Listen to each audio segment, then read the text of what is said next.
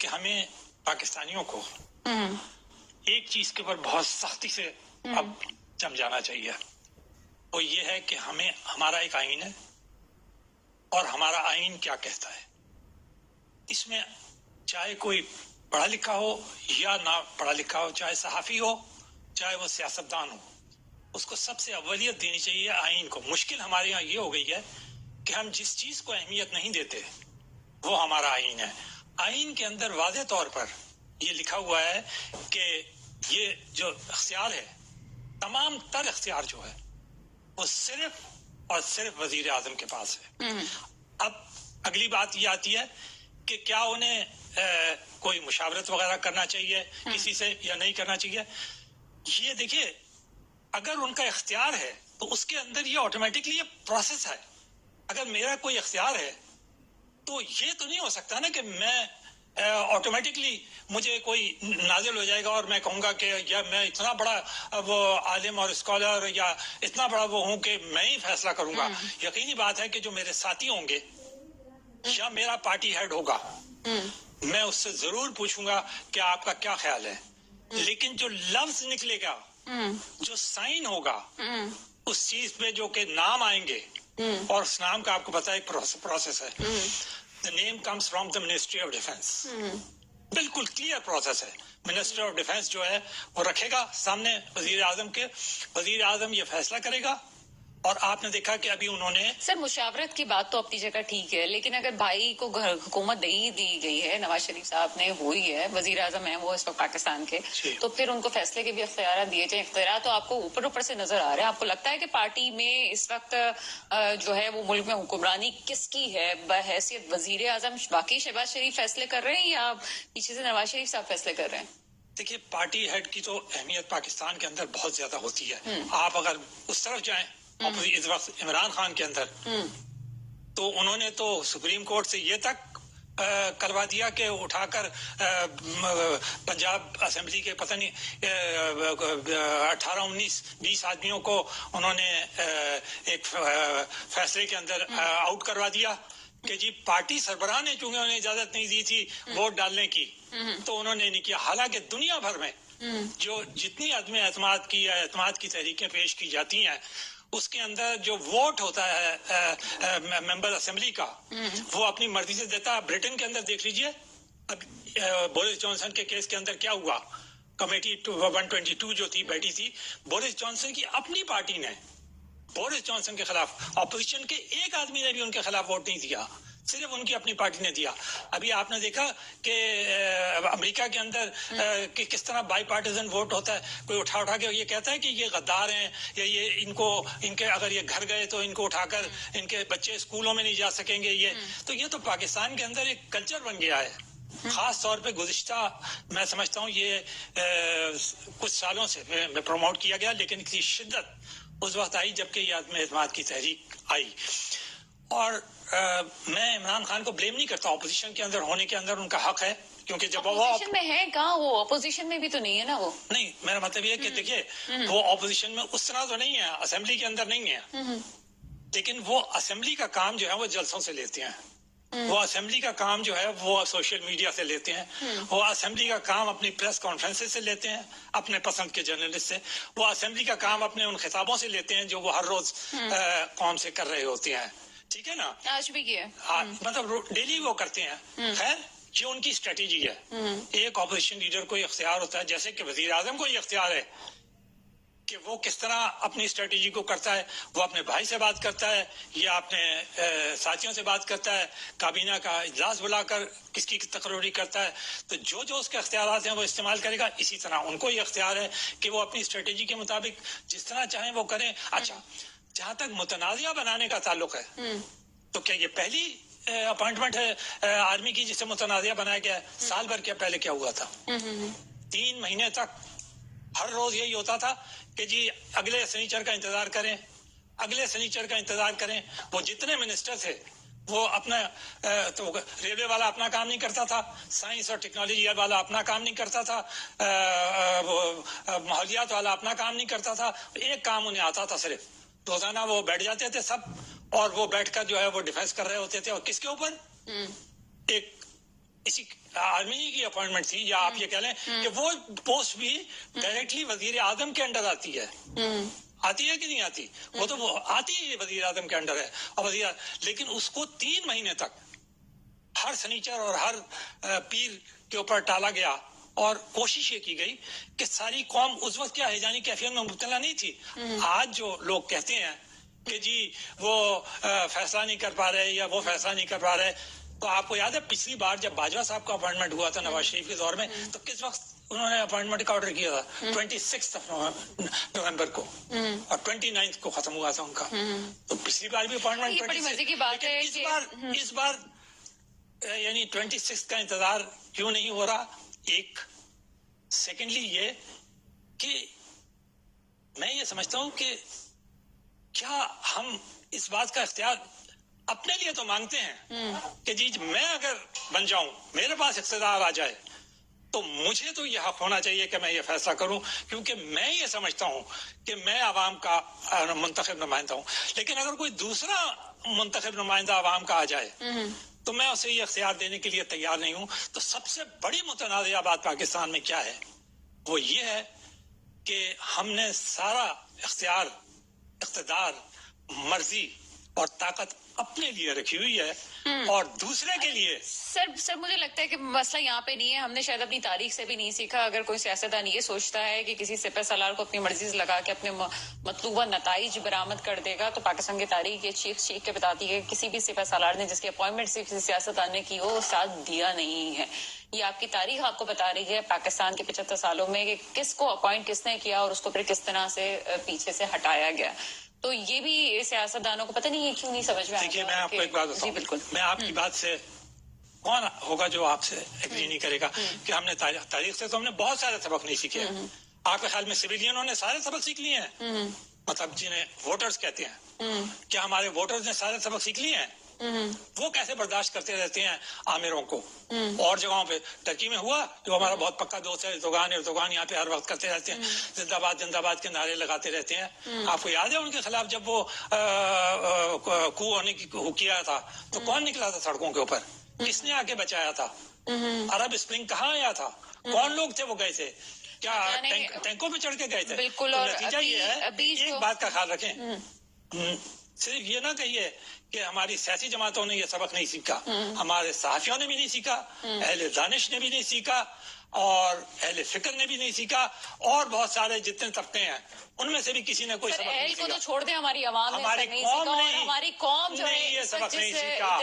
اگر قوم نے یہ سبق سیکھ لیا ہوتا نا 1971 میں، جس وقت پاکستان 2 لخت ہوئے تھا، میں تبدیل ہونے جا رہا ہے. وہ کیوں اس وقت ہونے جا رہا ہے کہ جب آرمی چیف کے تقرری والے معاملات بھی حل ہو رہے ہیں. اس کے پیچھے کیا بات ہے؟ کیا نئے آنے والے کو پریشرائز کیا جا رہا ہے، یا اس وقت جو موجودہ گورنمنٹ ہے اس کو پریشرائز کرنے کی کوشش کی جائے گی؟ جی اس حوالے سے بات کریں گے. منور مرزا صاحب کیا کہتے ہیں؟ دیکھیے مارچ کا جہاں تک تعلق ہے، یہ مارچ تو اپریل سے ہی شروع ہو گیا تھا، ٹھیک ہے نا، اور 26 کو پہلا ہوا تھا، اور میرے خیال سے اگر نمبر وائز دیکھا جائے تو this is now the 4th long march which started. میں یہاں پر کسی اس میں نہیں کہہ رہا کسی کو وہ کرنے کے لیے. ایک بات مجھے حیرت زدہ کر دیتی ہے، ہو سکتا ہے آپ بہتر جواب دے سکیں مجھے، میں آپ سے ہی پوچھ رہا ہوں، تو وہ یہ ہے کہ یہ کس قسم کا مارچ ہے؟ اگر ماؤ زے تنگ ہوتے جو کہ لانگ مارچ کے بانی ہیں، انہوں نے ہزاروں میل لمبا سفر کر کے کمیونسٹ گورنمنٹ کو انسٹال کیا تھا 1947 کے اندر، ٹھیک ہے نا، ہمارے لگ بھگ کیا تھا. لیکن ایک ایک لمحے وہ اپنے ساتھیوں کے ساتھ رہے تھے. ایک وقت کا کھانا، گھاس تک کو ابال کے انہوں نے پانی کی شکل میں پیا. گرم پانی پیتے سے چائے کی جگہ. وہ لوگ بھی نہیں ہے. اچھا نہیں، انقلاب ہوتا ہے تو لوگوں کو یہ بھی نہیں پتا کہ انقلاب ہوتا کیا ہے. اب مارچ کا طریقہ کار یہ ہے کہ لیڈر حضرات جو ہیں، صرف یہ میں عمران خان صاحب کو نہیں کہہ رہا، تمام لیڈر حضرات جو ہیں وہ 3 ساڑھے 3 بجے آتے ہیں، 5 بجے تک وہاں پر جو ایڈریس کراتے ہیں، جس کی وجہ سے ٹی وی اور سوشل میڈیا ان کی کوریج وغیرہ کر لیتا ہے، اور اس کے بعد سب اپنے گھروں کو چلے جاتے ہیں. کیونکہ میں کل حیرانگی سے یہ دیکھ رہا تھا کہ شاہ محمود قریشی صاحب جو کہ کچھ دیر پہلے وہاں جلسے میں خطاب کر رہے تھے، 2-3 گھنٹے بعد زمان پارک کے سامنے کھڑے ہوئے ایک پریس کانفرنس کر رہے تھے. تو یہ کس قسم کا لانگ مارچ ہے کہ یہ صرف کیا لوگوں کے لیے ہے کہ لوگ تو جائیں گے، گاڑیاں تو چلیں گی، لیکن جو لیڈر حضرات ہیں وہ ہر روز اپنے گھروں میں واپس چلے جائیں گے. چلے نئی ٹرم ہم یہ کہہ سکتے ہیں کہ اگلی بات امبر دانی صاحب ہیں، ان کو بھی ہم شامل کر لیتے ہیں. یہ بھی پہلی ٹرم ہے. سر آپ کو کے سامنے ہی بات کریں، مارچ فرام ہوم 20 کو ملک کی موجودہ صورتحال میں سیاست و سیاستدانوں کی سیاست چلتی رہے گی، لیکن اس ملک کی معیشت بہتر ہوگی تبھی تو یہ ملک چلے گا. اس طرف کوئی توجہ نہیں دے رہا. یہ نہایت اہم موضوع ہے. منور مرزا صاحب کیا سمجھتے ہیں، ملک کی موجودہ صورتحال زیادہ خطرناک ہے جو سیاسی صورتحال ہے، یا معاشی صورتحال زیادہ خطرناک ہے؟ دیکھیے، میں تو سمجھتا ہی ہوں کہ وہ سیاست بہت کمزور ہے جو آج کے زمانے میں یہ نہیں سمجھ پا رہی کہ معیشت کتنی لازمی ہے. میں صرف ایک پوائنٹ کر کے اب اور مختصر کر دوں گا. میں عالمی سروے لکھ رہا تھا اس سال کا معیشت کے اوپر. اس میں یہ کہا گیا ہے کہ 6 گروتھ ریٹ عالمی اکانومی کی فکس کی گئی تھی، اب اسے ریوائز کر کے 3.2 پہ آ گئے ہیں اور اگلے سال 2.7 پہ ہوگی. لیکن جو ملک قرضوں پہ گزارا کر رہے ہیں اور جنہیں سود واپس کرنا پڑ رہا ہے، ان کے لیے نہ صرف یہ کہ معاشی طور پہ بڑا ڈینجرس ہے، بلکہ سیاسی استحکام بھی ان کے لیے بڑا مشکل ہوگا مینٹین کرنا، چاہے وہ الیکشن کرواتے رہیں، چاہے وہ ایک کے بجائے 6 انتخابات کرواتے پڑیں. آپ نے دیکھ لیا انگلینڈ کے اندر 1 سال میں 3 وزیر اعظم، 6 ہفتے میں 2 وزیر اعظم بدلے ہیں معیشت کی وجہ سے. اب بھی اگر پاکستان کی سیاسی جماعتوں اور پاکستان کے خاص طور پہ عوام کی آنکھیں نہیں کھل رہی، یہ آپ نے جملہ اچھا کہا، عوام کی آنکھیں نہیں. تو پھر میں آپ کو ایک بات بتا رہا ہوں کہ پھر یہاں تو لوگوں کی عادت ہے، جب ہو جاتا ہے تو بس اس کے بعد پھر روتے پیٹتے رہتے ہیں. میں نے اچھا آپ سے میں ایک اور بات پوچھوں گی. عوام کی آنکھیں نہ کھلنے کی آپ نے بات کی، تو اس وقت یہ واحد دنیا کا ملک ہے، مسلم ملک، جس کے پاس ایٹمی طاقت ہے. یہ معاشی بحران آنے کے بعد ہماری کیا اثرات آگے، کیا خطرناک اثرات ہیں جو ہمیں عالمی سطح پہ دباؤ پڑ سکتا ہے؟ جو ہمارے پر عالمی سطح پہ دباؤ، سب سے پہلا تو IMF کا پڑ رہا ہے. آپ نے دیکھا انہوں نے جو اگلا ٹرانشے ہے اس کے لیے ہمارے کو دوبارہ کہا ہے کہ آپ اپنا ایک منی بجٹ کی طرح کیا ہمارے سامنے پیش کریں کہ آپ نے جو پیسہ آپ کو ملا تھا فلڈ کے لیے وہ آپ نے کہاں کہاں خرچ کیا. تو نتیجہ یہ نکلتا ہے کہ ہر شعبے کے اندر آپ کو جواب دہی کرنی پڑتی ہے، اور جب آپ ہر شعبے میں جواب دہی کرتے ہیں تو آپ کے ہاتھ یوں کر کے بن جاتے ہیں. جب آپ کے ہاتھ یوں کر کے بن جاتے ہیں تو پھر ڈیولپمنٹ آپ کچھ نہیں کر سکتے، صرف آپ روزمرہ کا کاروبار چلاتے ہیں. اگر آپ روزمرہ کا کاروبار چلائیں گے تو نہ آپ روزگار کے مواقع پیدا کر سکتے ہیں، نہ آپ پیداوار کے اندر اضافہ کر سکتے ہیں، نہ آپ نئی صنعتیں کھول سکتے ہیں، نہ کوئی اور کام کر سکتے ہیں. وہ جو کہا جا رہا ہے کہ پولیٹیکل اسٹیبلٹی آ گئی تو تمام چیزیں بہتر ہو جائیں گی. دیکھیے میں آپ کو بتاؤں، پولیٹیکل اسٹیبلٹی یہ غلط بات کہہ رہے ہیں. یہ جو بات بھی یہ کہہ رہا ہے نا کہ پولیٹیکل اسٹیبلٹی سے معیشت کی اسٹیبلٹی آتی ہے، یہ غلط. اسد عمر صاحب تو معیشت اسد عمر صاحب تو آپ کو یاد ہے نا، تو آئے تھے، پھر وہ کیسے گئے کہ ایک بجٹ پیش نہیں کرنے دیا خود ان کی پارٹی نے انہیں. تو ان کی بات کے اوپر انہوں نے چلایا تو تھا پاکستان کی معیشت کو، تو وہ ان کی بات کے اوپر آپ کتنا بھروسہ کر ہمارے سکتے ہیں؟ معیشت دان لگنے کا پیمانہ کیا ہے؟ دیکھیے میں آپ کو ایک بات میں آپ کو ایک بات بتاتا ہوں. ایک خبر ہے کل پرسوں سے فلوٹ ہو رہی ہے، جسے وزیر خزانہ نے سختی سے کہہ کے مسترد کر دیا کہ یہ غلط ہے. خبر یہ تھی کہ پاکستان دیوالیہ ہونے کے نزدیک، پھر کہیں نہیں پہنچ رہا، لیکن انہوں نے سختی سے مسترد کر دیا. انہوں نے کہا قطعاً پاکستان دیوالیہ.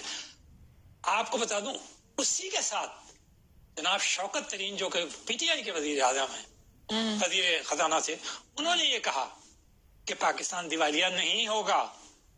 اس لیے کہ اگر پاکستان کسی نہ کسی طریقے سے پاکستان کا ریسکیو کر لے گا، پاکستان اتنا بڑا ملک ہے، پاکستان کی جو والیوم آف اکانومی ہے وہ اتنی بڑی ہے کہ وہ اس طرح دیوالیہ نہیں ہو سکتی جیسے کہ سری لنکا کی ہے. ہمارے سامنے صرف ایک مثال ہے سری لنکا کی، جو کہ یعنی اس سال دیوالیہ ہوا. پاکستان کی اکانومی اس ٹائپ کی ہے ہی نہیں. ویسے تو میں آپ کو ایک بات بتاؤں، اگر دیوالیہ آپ بہت کر رہے ہیں نا، تو 97 کے اندر رشیا دیوالیہ ہو گیا تھا، ڈیفالٹ کر گیا تھا، اور 3 سال تک دیوالیہ رہا تھا وہ. تو دیوالیہ ہونے میں تو جب رشیا دیوالیہ ہو سکتا ہے تو دیوالیہ میں ہونے میں تو سری لنکا بھی دیوالیہ ہو گیا، لیکن فی الحال پاکستان کا کوئی امکان نہیں ہے. اس لیے وجہ میں دو وجوہات بتاتا ہوں. جو ملک خطے میں گرم پانی کا واحد ایک ذریعہ ہو اور ہمارے پاس ڈیپ سی موجود ہے یہاں پہ، ایسے ملک کے پاس کس چیز کی کمی ہو سکتی ہے کہ بڑے آرام سے کوئی بھی کہتے ہیں دیوالیہ ہو جائے گا؟ یہ تو ہماری اپنی باتیں ہیں، ہماری اپنی افسوس کا مقام ہے کہ ہم اپنے عوام کو بجائے حوصلہ دینے کے، چاہے آپ کسی پارٹی سے بھی تعلق ہے، آپ یہی کہہ رہی ہیں نا کہ کل آپ اقتدار میں آئیں گی. روزانہ آپ اپنے تقریروں میں بھی یہ کہتے ہیں اگر میں اقتدار میں آ گیا تو اب کہ میں یہ کر دوں گا، میں یہ کر دوں گا. یعنی اس کا مطلب ہے آپ کی خواہش ہے کہ آپ اقتدار میں آئیں اور آپ سربراہ بنیں. تو آپ کیا ایک دیوالیہ ملک کے سربراہ بنیں گے؟ ایک ڈیفالٹ ملک کے سربراہ بنیں گے؟ عوام بھی یہی ہوں گے، لوگ بھی وہی ہوں گے، میں یہی تو پوچھ رہی ہوں کہ وہ ملک جس کے پاس بلیک گولڈ ہے، یعنی کہ آپ کے پاس کوئلہ بہت ہے، آپ کے پاس انرجی بنانے کی چیزیں آپ کے پاس ہیں، آپ کے پاس پتھر ہے، آپ کے پاس سونا ہے، آپ کے پاس ڈیپ سی ہے، جس کو دیکھے سیاستدان اٹھ کے ہی کہتے ہیں. اچھا مزے کی بات یہ، کیوں ایک اور مزے کی بات بتاؤں آپ کو، وہ یہ ہے کہ دنیا میں دوسرا کوئی شخص یہ نہیں ملک نہیں کہہ رہا کہ پاکستان دیوالیہ ہونے کے لیے جا رہا ہے. امریکہ نہیں کہہ رہا، IMF نہیں کہہ رہا، ورلڈ بینک نہیں کہہ رہا، اور ایشین ڈیولپمنٹ بینک نہیں کہہ رہا، برکس بینکس نہیں کہہ رہا، G7 نہیں کہہ رہا، G20 نہیں کہہ رہا. جتنے بڑے مالیاتی ادارے ہیں ان میں سے کوئی نہیں پریڈکٹ کر رہا کہ پاکستان جو ہے وہ دیوالیہ ہونے کے لیے جائے گا. کون کہہ رہا ہے؟ یہاں کے اپنے سیاستدان اور اپنے کچھ، اب میں ان کو بالکل یہ لفظ کہوں گا، برا نہ مانیے گا، سیلف اسٹائل قسم کے ماہرین ہیں جو معاشیات کے اوپر بیٹھ کے اور تجزیہ نگار ہیں، بیٹھے ہوئے خواہ مخواہ کے لیے مینوپولیشن کرتے رہتے ہیں فگرز کی. کل کا بیان ہے، اسد عمر صاحب نے کہا کہ 5% خطرہ ہمارے وقت میں تھا، 75% ہو گیا. میں نے کہا چلے 5% کا خطرہ انہوں نے پہلے مان لیا جو ان کے وقت. کوئی نہیں، وہ تو ہر وقت یہی کیا کرتے تھے، اور خود عمران خان نے بار بار کہا آنے کے بعد کہ ہمیں 1 سال تک تو یہی نہیں پتا چلا کہ معیشت کہاں ہے. یہ ہمارے لیے حیرت کی بات ہے، بار بار وہ یہ کہتے تھے 5% خطرہ تھا، بار بار وہ یہ کہتے تھے کہ ہمیں دیوالیہ میں معیشت دی گئی ہے. وہ تو ان کے ریکارڈ کے اوپر موجود. کتنی ٹیپیں چلائیں گی آپ؟ ان کا 1 سال تک تو صرف یہی ہوتے. وہ تو جا کے آخر کے اندر انہوں نے کہنا شروع کیا کہ اب ہم لانچنگ اسٹیج کے اوپر آ گئے تھے تو تب ہمارے کو ہٹا ہی دیا گیا.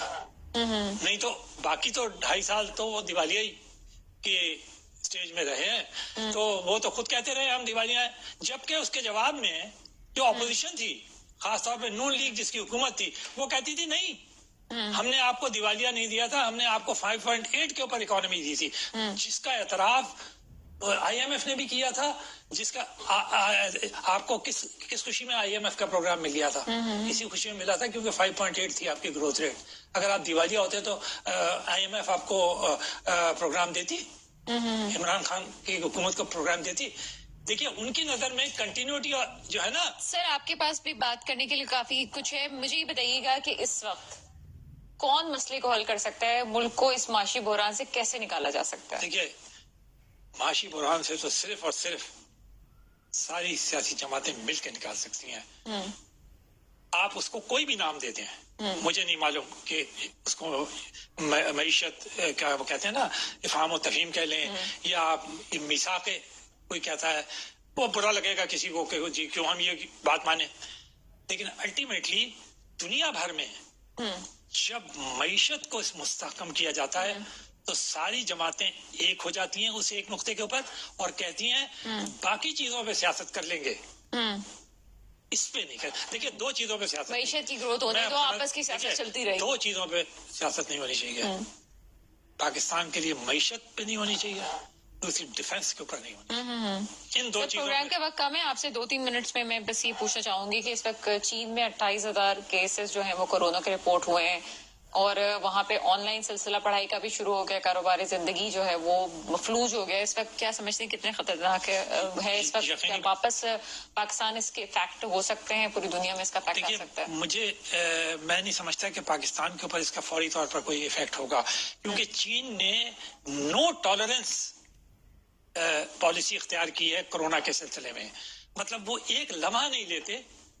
اگر ایک آدمی کو مرنا تو بہت دور کی چیز ہے، اگر ایک کیس بھی رپورٹ ہوتا ہے تو وہ اس پورے شہر کو لاک ڈاؤن کر دیتے ہیں.